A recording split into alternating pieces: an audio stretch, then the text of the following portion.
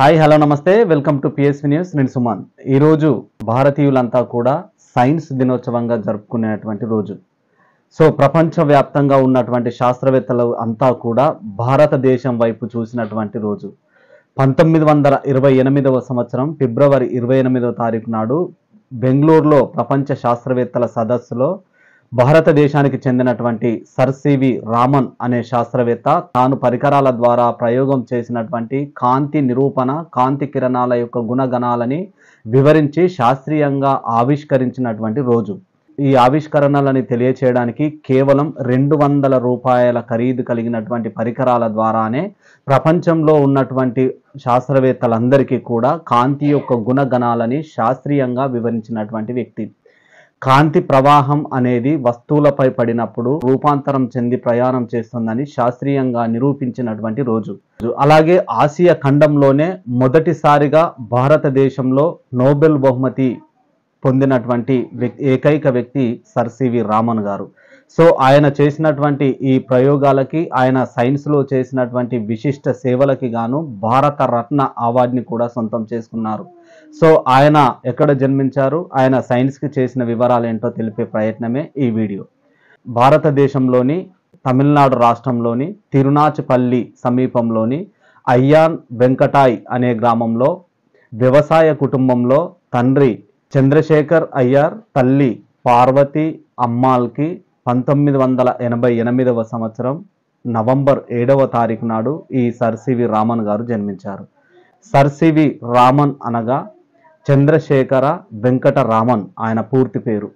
ఆయన చిన్ననాటి నుండి సైన్స్లో అత్యంత ఉత్సాహంగా ఉండేటువంటి విద్యార్థి. చిన్ననాటి నుండే తెలివి కల విద్యార్థిగా పేరు సంపాదించుకున్నటువంటి సర్ సివి రామన్ గారు తన ప్రాథమిక విద్య అంతా కూడా ఉమ్మడి ఆంధ్రప్రదేశ్లోని విశాఖపట్నంలో పూర్తి చేసుకున్నారు. 12వ ఏటనే మెట్రికులేషన్, భౌతిక శాస్త్రంలో మెట్రికులేషన్ పూర్తి చేసుకొని గోల్డ్ మెడల్ సాధించినటువంటి ఏకైక వ్యక్తిగా కూడా రికార్డు సృష్టించారు ఈ సర్ సివి రామన్ గారు. ఈ సర్ సివి రామన్ గారు చిన్నప్పటి నుంచి ప్రయోగాల వైపు, సైన్స్ పట్ల ఆసక్తి ఉండడంతో పాటుగా తాను సైన్స్ అనేదే నా మతం అని, సైన్స్నే చివరి శ్వాస దాకా ఆరాధిస్తానని ప్రపంచానికి బహిరంగంగా చెప్పినటువంటి ఏకైక శాస్త్రవేత్త ఈ సర్ సివి రామన్ గారు.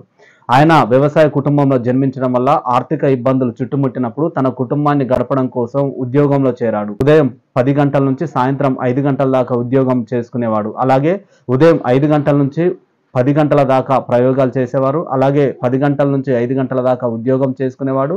మళ్ళీ సాయంత్రం 5 గంటల నుంచి రాత్రి 10 గంటల దాకా ప్రయోగశాలలో, సైన్స్ యొక్క ప్రయోగశాలలో సమయాన్ని గడిపేవాడు. అలాగే శని, ఆదివారాలు, సెలవు దినాలు, పండగల కనుక సెలవులు వచ్చిందంటే ప్రయోగశాలలోనే నిమగ్నం అయిపోయి నిద్ర, ఆహారాలను కూడా పట్టించుకోకుండా ప్రయోగాలు చేసేటువంటి శాస్త్రవేత్త ఈ వెంకట రామన్ గారు. తాను ఒకసారి ఓడలో ప్రయాణం చేసినప్పుడు భూమి, ఆకాశము రెండు కూడా నీలి రంగులో ఉండడాన్ని గమనించాడు. అప్పటి నుంచి ఈ కాంతిలో ఉన్నటువంటి కిరణాల యొక్క రహస్యాల్ని ప్రపంచానికి తెలియచేయాలనే ఆలోచనతో అనేక ప్రయోగాలు చేశారు. ఆ ఘన పదార్థము, ధ్రువ పదార్థము, వాయు పదార్థాలలో కాంతి ప్రయాణం చేసినప్పుడు వివిధ రూపాంతరాలు చెందుతుందని శాస్త్రీయంగా ప్రపంచానికి నిరూపించినటువంటి వ్యక్తి.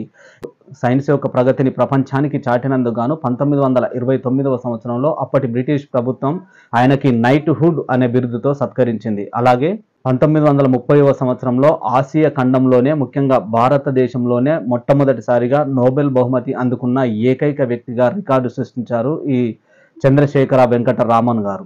అలాగే ఆయన భౌతిక శాస్త్రంలో చేసినటువంటి విశిష్ట సేవలకు గాను 1954వ సంవత్సరంలో భారత ప్రభుత్వం ఆయనకి భారత రత్న అవార్డుతో ఘనంగా సత్కరించింది. ఈ సత్కార సభలో మాట్లాడినటువంటి చంద్రశేఖర వెంకట రామన్ గారు మాట్లాడుతూ, భారతదేశంలో యువతకి కొదవలేదని, అలాగే మేధో సంపత్తికి కూడా కొదవలేదని, కానీ సైన్స్ యొక్క ప్రయోగాలు చేసుకోవడానికి అనువైన పరికరాలు లేకపోవడం అనేది అత్యంత బాధాకరమన్నారు. అలాగే సైన్సే నా మతమని, ఈ సైన్స్ను చివరి శ్వాస దాకా ఆరాధిస్తానని, సైన్స్ అభివృద్ధి కోసం, శాస్త్ర విజ్ఞానం కోసం, ప్రజల్లో విజ్ఞానం వికసించడం కోసం తన జీవితాన్ని త్యాగం చేసినటువంటి వ్యక్తి కూడా ఈ చంద్రశేఖర వెంకట రామన్ గారు అని చెప్పవచ్చు. అలాగే ముఖ్యంగా ప్రజల్లో, సామాన్య ప్రజలకి ఎప్పుడైతే సైన్స్ యొక్క ఫలితాలు కానీ, సైన్స్ యొక్క ప్రయోగాలు కానీ సామాన్య ప్రజలకు అందుతాయో అప్పుడే దేశం సంపూర్ణంగా అభివృద్ధి చెందుతుందని చాలాసార్లు చెప్పినటువంటి వ్యక్తి కూడా ఈ సర్ సివి రామన్ గారు.